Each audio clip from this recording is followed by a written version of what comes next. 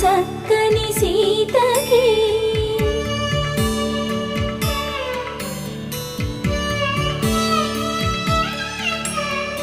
ఎర్ర జాబిలి చేయి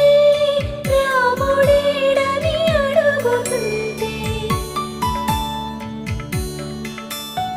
చూడలేదని పెదవి చెప్పే చెప్పలేమని కనులు చెప్పే నల్ల పూసై